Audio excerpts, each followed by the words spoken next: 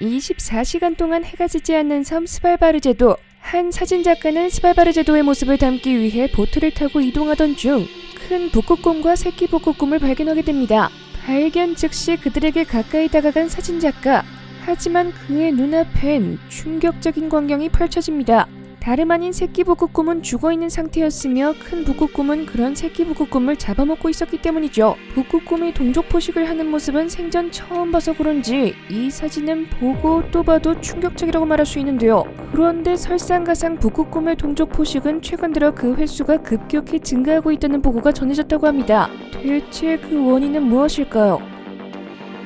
지구온난화가 가속화되면서 심각한 위협을 받는 북극 생태계. 육지 없이 오로지 바다 얼음으로만 이뤄진 얼음 평원. 북극의 얼음이 녹아내리면 북극해의 면적은 그만큼 줄어들게 된다는데요. 그런데 최근 100년 사이 지구의 평균 기온은 0.6도나 상승했고 2007년 한 해에만 미국의 알래스카, 텍사스, 워싱턴주를 합한 크기인 260만 제곱킬로미터의 얼음이 북극해에서 사라졌다는 사실. 이로 인해 빙하와 바다가 만나는 그린란드 남동쪽 해안에선 얼음 절벽이 끊임없이 무너져 내리는 중이었습니다. 전문가들은 이대로라면 2040년에 북극에서 빙하를 더 이상 볼 수 없을 거라 경고까지 할 정도. 또한 북극권의 최대 포식자인 북극곰도 설 자리를 잃어가고 있었죠.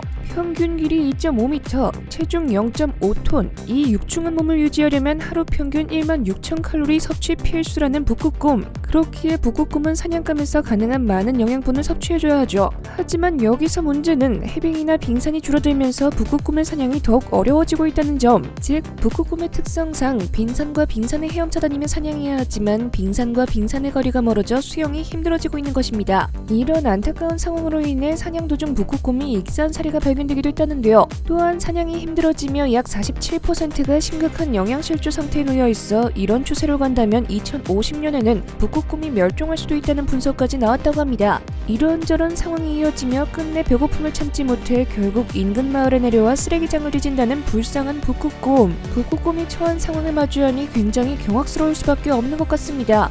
그런데 이보다 더 경악스러운 건 급기야 굶주린 북극곰들은 동족 포식을 하기 시작합니다.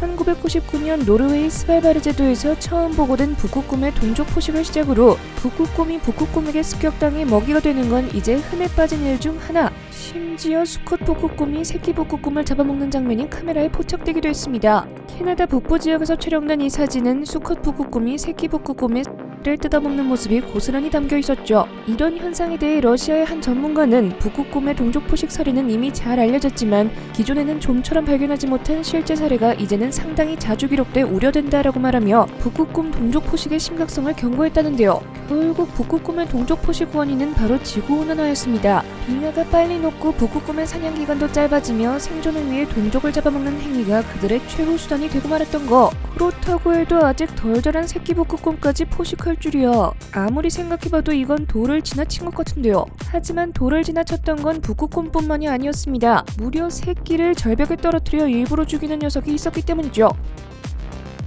피도 눈물도 없는 잔인한 면모를 가진 녀석은 다름 아닌 숫사자. 여기에 암사자가 키우고 있던 새끼 사자를 갑자기 덥석 물고 간 다음 절벽에서 떨어뜨리는 수사자가 있습니다. 절벽에서 떨어진 새끼 사자들 대부분은 죽고 말겠지만 그중 한두 마리는 살아남아 암사자가 반갑게 맞아준다고 하는데요. 이런 모습으로 인해 그 이후 사자는 강한 새끼만을 받아들이는 스파르타식 양육법을 한다고 알려지게 됩니다. 하지만 이건 굉장히 크나큰 착각에 불과했습니다. 사실 숫사자가 새끼 사자를 절벽에서 떨어뜨린 건 새끼 사자를 죽이기 위해서였죠. 특히 늙은 숫사자를 물리치고 무리의 새 두목이 된 젊은 숫사자들은 종종 이와 같은 잔인한 행동을 보인다고 합니다. 그 이유는 바로 암사자와 짝짓기 후 자기의 새끼를 낳기 위해서. 즉 이미 새끼를 기르고 있는 암사자는 짝짓기를 하지 않으므로 숫사자가 자기의 유전자를 퍼뜨리기 위해 그런 방법을 취할 수밖에 없었던 겁니다. 살아남은 새끼를 암사자가 반갑게 맞아들이는 장면의 진실은 숫사자의 잔인한 행동을 눈치챈 암사자가 운 좋게 살아남은 새끼 사자를 몰래 데리고 간 것일 뿐, 또한 사자처럼 단독 생활을 하는 호랑이의 경우에도 수컷이 돌아다니다 다른 새끼를 만나면 간혹 죽이는 경우가 있다고 하는데요. 이 경우도 새끼를 없애면 암컷에게 다시 발정기가 찾아와 자기 유전자를 퍼뜨릴 기회가 많아지기 때문. 플러스 알파, 먹이와 영역 다툼의 경쟁자를 미리 없애버리고 개체수 조절에 효과도 있다고 합니다. 그렇다고 해서 사자나 호랑이는 자기가 죽인 새끼를 먹진 않습니다. 만약 같은 종족을 먹이로 삼을 경우 먹이 안에 있는 질병이 전파될 수 있기 때문이죠. 또한 아무리 포악한 육식동물이라 할지라도 종족이 더 많이 살아남는 게 오히려 더 이득. 그렇기에 육식동물도 자기 종족에 대해선 공격적인 행동을 억제하도록 진화되어 왔습니다. 간혹가다 어미가 약한 새끼를 잡아먹는 동물도 가끔 볼 수 있는데 그건 자연의 생존 법칙에 따르는 행동으로 볼 수 있습니다.